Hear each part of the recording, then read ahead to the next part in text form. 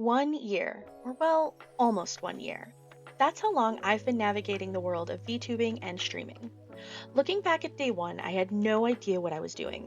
I wasted money, I stressed over the wrong things, and I almost burned out before I even hit my first major milestone. If you're thinking about starting, stop, just for a moment, and pause. Before you buy that expensive model or high end gear, listen to this. I've put together a sort of year one starter kit with every free tool I've used to get to where I am today, as well as some other hints and tips that I kind of wish I had taken into account before I had started. Which the most important one to me is number 5.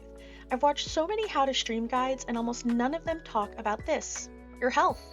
So let's get into it and start with, of course, the most important thing, spending money.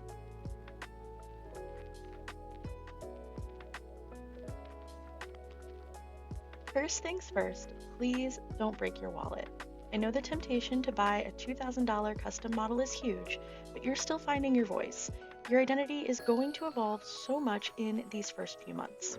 Let's talk about how much you can actually get for $0 without breaking your wallet in half. Start with a Pick Crew PNG tuber. It's a great way to try on a look. If you want that 2D wiggle, check Booth or VGen for free pre-made models, and don't forget VRoid Studio. It's a free software where you can basically build a 3D anime character from scratch. It's a fantastic way to get a model that is unique to you without spending a dime. For example, this is the avatar I started with. When I was able to get a character's design officially done, she got some small changes, but I still kept the same basic look. If you're starting as a PNG tuber, you need to check out Reactive by Fugitech. It's a free web tool that makes your character bounce or change images whenever you talk. It adds so much life to the stream for absolutely no cost. There's also VTube Mini and PNG Tuber Plus when it comes to free software. VTube is the most beginner friendly, while I would say that PNG Tuber Plus has a small learning curve, but there are many tutorials on how to use it out there. As for assets and overlays, instead of the big all-in-one sites that try to upsell you, go to Booth, VGen, or Ko-fi. Search for free overlays or free chat boxes. You'll find incredible work made by individual artists in the community who just want to share their craft. And you don't need to pay for a moderator or cloud software. Seribot is essential for Twitch protection. It handles anti-raid and follow bot tools for you, while Nightbot is a classic for a reason. It's totally free, handles your chat commands, and doesn't hide its best features behind a paywall. One big warning though, stay away from Etsy. It's heartbreaking, but it's become a graveyard of AI generated and stolen art. Stick to sites like VGen, Ko-fi, or Booth, where you can actually see the artist's portfolio and know your money, when you eventually do decide to spend it, is going to a real person. Starting free isn't cheap, it's smart. It gives you the room to experiment without the pressure of having to earn back a massive investment on day one. Hi, so editing Aurora here. I realize that when I say you shouldn't use Etsy, I came off a little bit harsh in my initial script. More so, what I want to say is if you are going to use Etsy, I would honestly recommend doing your due diligence and researching all of the shops that you might look into. There are a good amount of shops that are run by wonderful, legitimate artists who are using the platform because either they have been using it for a while or it is what they are able to use in their country. So just do your research. Check their socials, see if they have a site that isn't Etsy. Sometimes, when that's the case, the stuff on their website will be priced cheaper than what it will be on Etsy, because fees on Etsy are honestly wild, and so a lot of artists and creators have to bump the price up in that case. So yeah, again, perhaps not avoiding Etsy, but just make sure you take the time to do your research and find out Make sure you are buying from an actual artist and not somebody who is just pumping out AI slop, is all I'm saying. All right, now back to the rest of the video.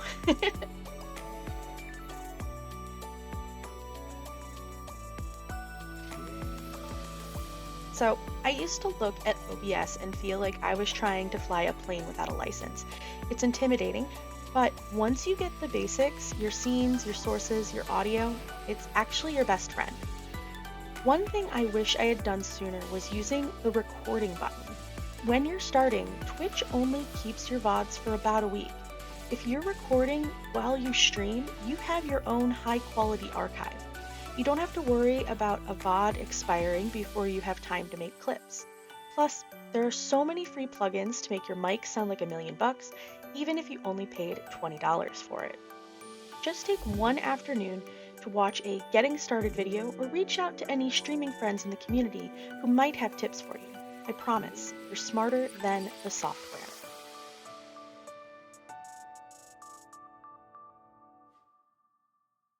Now, there is this constant pressure to hire an editor or designer immediately, but honestly, there's something so incredibly fulfilling about doing it yourself. For design, I'm a huge fan of Canva, even the free version for making schedules and panels. For backgrounds, Okumono or Booth are my go-to spots. For video, DaVinci Resolve is basically magic. It's professional grade, free, and once you learn the basics, you feel like a wizard. Don't be afraid of trial and error. Every time you mess up a transition or a graphic, you're actually learning a skill that makes you a better creator. We need to talk about one of the most overlooked DIY assets, music. Music is the soul of your stream. It's also the quickest way to get a copyright strike if you aren't careful. You don't need a paid Spotify or special license to have great vibes. I highly recommend Chill Hop Music or Stream Beats by Harris Heller. They've created massive libraries of DMCA safe music specifically for creators. And if you want to get fancy with your DIY, check out Dova Syndrome. It's a Japanese site where a lot of the most famous VTubers get their iconic background music. It can be a little tricky to navigate, but it's a gold mine for free, catchy loops that give your stream that authentic VTuber feel. Taking the time to pick your own music and edit your own clips doesn't just have to save you money, it teaches you the rhythm of your own content. You're not just a streamer, you're the director of your own show.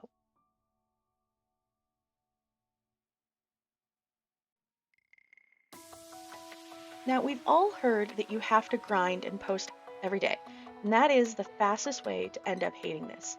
Instead, try the 3 to 5 rule. From one stream, try to find 3 to 5 funny or cozy moments to turn into clips. And don't feel like you have to stream for 8 hours. 2 to 3 days a week for a couple of hours is plenty. And I know, sitting there with 0 people in chat feels awkward. It generally feels like you're talking to a wall. My trick? Just narrate your brain. Talk about why you're picking a certain item in the game, or what you think of the music.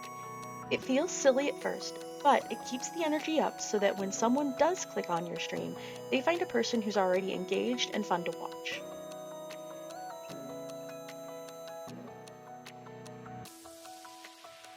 So, this is the part I really wish I had taken seriously from day one. You are more important than the stream. We talk about the grind, but burnout isn't just a mental wall, it's a physical one too. If you're dreading that go live button, listen to that feeling. Take a week off. Your community isn't going to vanish. They want you to be happy. But beyond the mental side, we need to talk about the physical toll of sitting in a chair for hours. First, your eyes. When you're staring at a monitor, you blink less and your eye muscles stay locked in one position. That's how you get those streaming headaches.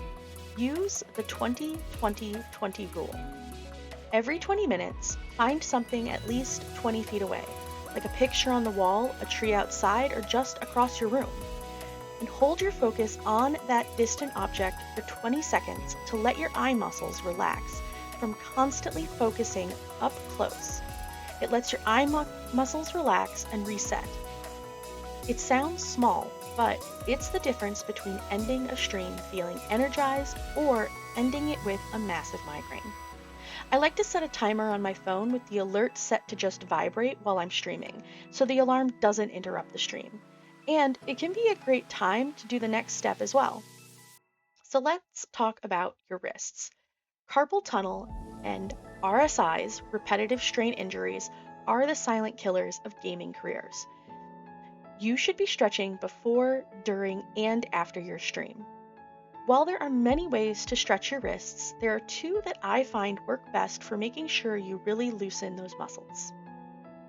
The prayer stretch. Put your palms together in front of your chest like you're praying, then slowly lower them towards your waist until you feel a stretch in your inner wrists. Your hands shouldn't separate and your shoulders shouldn't scrunch. And you just want to hold that for 15 to 30 seconds. And the reverse prayer. Flip it. Put the back of your hands together and bring your elbows down. This stretches the top of your wrists, which gets really tight from typing and clicking. And don't forget your posture. Your back will literally pay the price in 5 years for how you're sitting right now. Also, a trick that I like, use your channel points. Set up rewards for hydrate, stretch, and posture check. It makes self-care a community event. Your chat loves to make you drink water or sit up straight. Let them help you stay healthy. And then the golden rule. If it hurts, the stream ends. No sub-goal or viewer count is worth a permanent injury. Your community will understand. They'll want you to come back healthy tomorrow rather than broken today.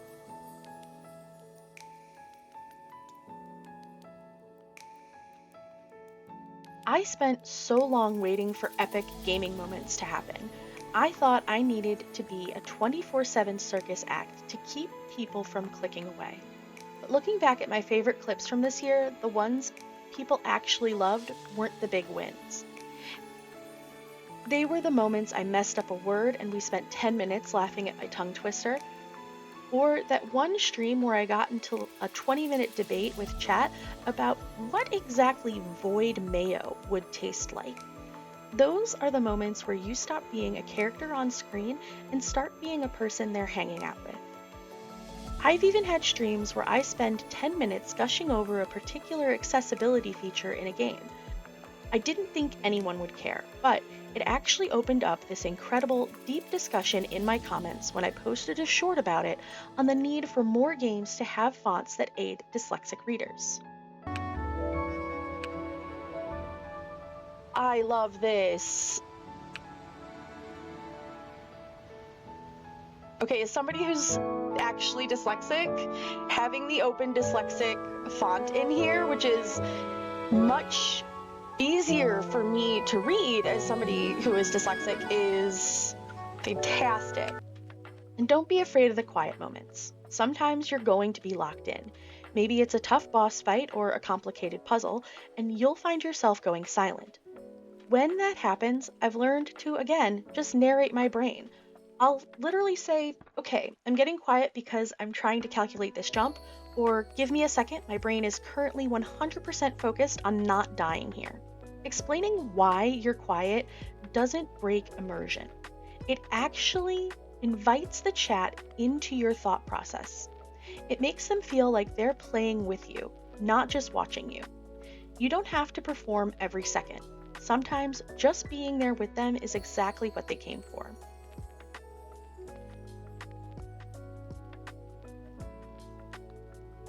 Eventually, you're going to want to move past the free assets and start investing in your own unique brand. But leveling up doesn't have to mean spending thousands. If you see an artist post a YCH slot or your character here, grab it. It basically means they've already done the hard work of drawing a pose or a background, and they're just waiting to drop your character into it. Because the layout is already done, these are usually 30 to 50% cheaper than custom illustrations from scratch. It's the best way to get high-end art on a budget. On sites like VGen or Draw Market, many artists will occasionally open budget commissions or even sales for some work. And if you're struggling to design a character, look for adoptables. These are pre-designed characters that artists sell the full rights to. Sometimes you can find a fully rigged, ready-to-use VTuber model that someone else didn't connect with for a massive discount. And finally, art giveaways. No, seriously, a lot of artists and other VTubers love doing giveaways to drive engagement. Yes, it does come with, of course, having to be the lucky winner, but it is also a great way to follow new artists you may want to work with later when you do have the funds. Just make sure your account is used for more than just retweeting giveaways and actually engaging with the community, as that can normally be seen as a general faux pas. Just a word of advice. When you're looking for these deals, always check the artist's portfolio. If the price seems too good to be true and they don't have a history of real work, it might be a scam or AI. Stick to verified platforms where your payment is protected, especially when it's some random sliding into your DMs asking you about art. It's generally going to be a bot that's just looking to scam you. Ultimately, the best advice I can ever give you is to just start. You don't need the perfect mic, the $2,000 model, or a fancy studio. You just need to show up. You'll figure out the rest as you go, just like I did. To make that step a little easier for you, I've put together a year one starter kit in the description below. It has links to every single free tool, artist-friendly site, and health resource we talked about today. It's exactly what I wish I had had when I was clicking around in the dark a year ago. If you're just starting your journey, I'd love to hear about it. Drop a comment and tell me what you're working on or what's your biggest challenge so far. Let's help each other out and build something cool. I'll see you in the next one. Take care of yourselves, okay? Posture check, hydrate, and I'll see you soon. Bye!